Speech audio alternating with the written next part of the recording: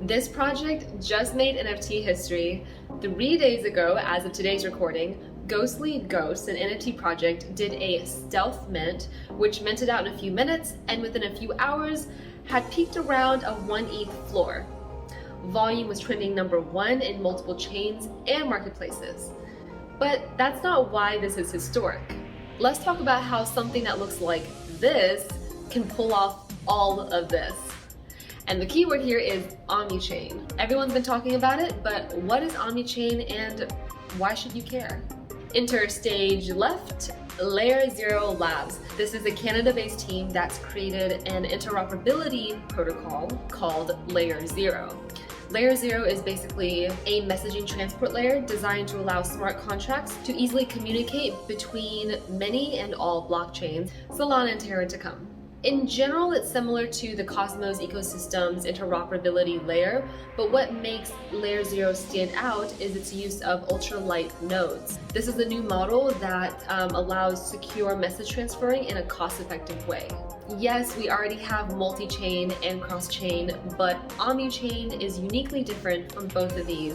So first, OMNICHAIN is different from cross-chain because cross-chain involves using a bridge to migrate your assets or to wrap your assets over to another chain. For example, if I wanted to try and move my ETH from Ethereum mainnet to Ronin and use the DEX over there, that's a cross-chain application, I would have to use a bridge. But up until now, it's been very cumbersome and expensive to move your funds between L1s and L2s. And previously, it was near impossible to directly move your funds from, say, Arbitrum, a layer 2, over to AVAX, which is a layer 1.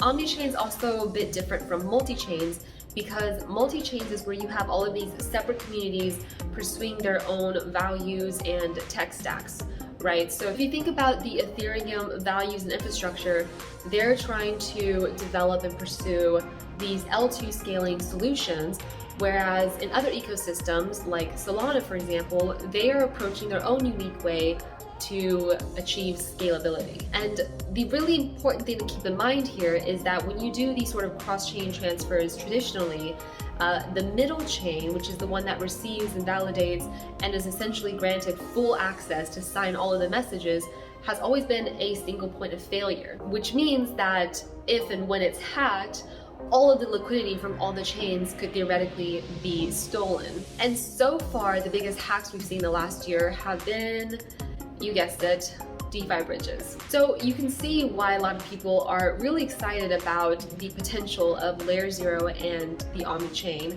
that would allow DeFi and NFTs to exist in much wider and safer ways. You can actually trace the current boom of attention to OMNICHAIN NFTs by hitting that like and subscribe button and observing the launch of Stargate Finance.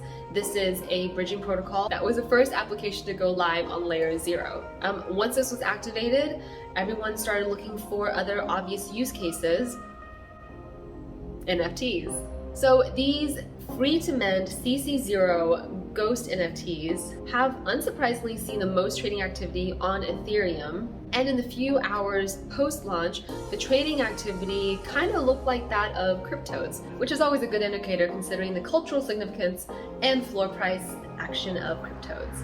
And as more people understood this bridging and how to navigate it, the arbitrage opportunities across chains created a new market. I wouldn't be surprised if this sets off a new era of OMNICHAIN NFTs. I mean, think about all of the friction that we've endured over the past year, bribing Ethereum miners hundreds and sometimes thousands of dollars just to accept our simple transactions.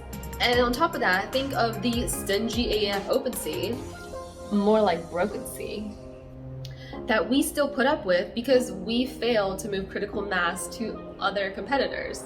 With OMNICHAIN, I feel like I'm doing an infomercial, but with OMNICHAIN, why pay hundreds of dollars to initialize all of your wallets, to approve every collection that you want to sell, and then have to pay 2.5% on each sale, when you could do all of that for much cheaper on alternative chains like AVAX or even L2s? I mean, if you had minted this project on any other chain but Ethereum, say around $2, And if you had sold around its peak at 1 ETH, you would have had about 1,750% increase in profits in just a few hours. As for the staggering implications of this technology, I think Layer 0 in turn puts it best when he says, "The omnichain interoperability of the Ghostly Ghosts project prohibits us from dismissing these inefficiencies. Instead, we're now forced to question the reasoning behind volume imbalances, price asymmetries, etc. across ecosystems." So here's his thesis, right? He thinks that Ghostly Ghosts is a Trojan horse to NFT ecosystem development on alternative chains and marketplaces. It's no secret, Binance and Avalanche have been struggling with NFT ecosystem development. In this regard, Ghostly Ghosts have been a more effective Kickstarter than any other solution these multi-billion-dollar treasuries could come up with. Currently, the volume on altchains sits at around 200 ETH, which is 6% of total volume, but he predicts, and I agree, that as these arbitrage opportunities continue, so will the total volume increase over time.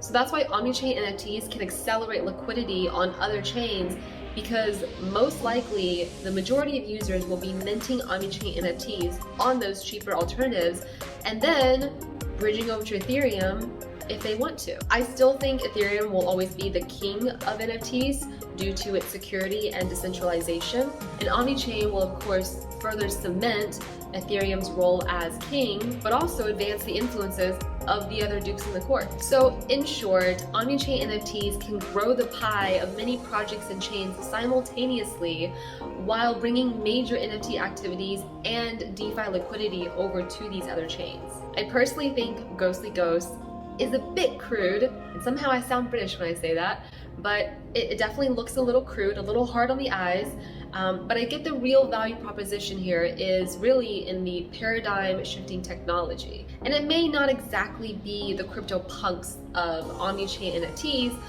but maybe it could be like the MFers or cryptos of NFTs. Either way, this is NFA, this is not financial advice, but you'd be a fool to miss the bigger picture, which is hitting that like and subscribe button. Let me know in the comments what your thoughts are on omnichain NFTs or Ghostly Ghosts. Thanks so much for watching. I hope you liked this video, and I'll see you in the next one.